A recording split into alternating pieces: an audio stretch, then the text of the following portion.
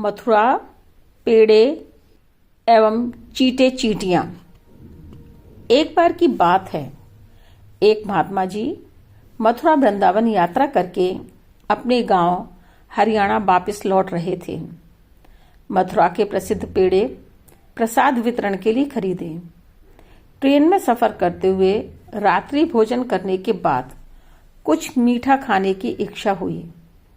अपने मथुरा के पेड़े निकाले, डिब्बा खोला तो देखा उसमें अनेकों चींटे एवं चींटियां घूम रहे थे।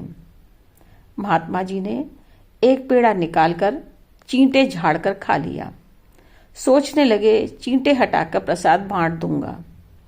उन्होंने डिब्बा अपने झोले में डाल लिया, सोने की तैयारी करने लगे। तभी उनके दिमाग में एक बात कौंधने लगी कि ये चींटे और चींटियां मेरे साथ मथुरा वृंदावन से आए हैं, अपनी पवित्र रज छोड़कर मेरे साथ इतनी दूर तक चले आए। इनको न जाने फिर इस जीवन में वृंदावन और मथुरा मिलेगा या नहीं, न जाने कितने यहाँ पर पैरों में आकर मर जाएंगे।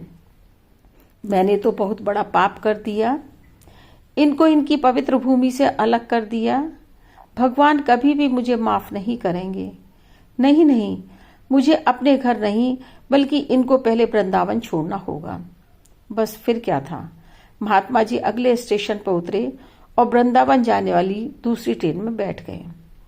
अब महात्मा जी वृंदावन पहुंचने के बाद उसी दुकानदार की दुकान के सामने खड़े होकर कहने लगे, भगवान मुझे पता नहीं था कि इसमें चींटे हैं, नहीं तो मैं इन्हें नहीं खरीदता। मुझे माफ कर देना भगवान।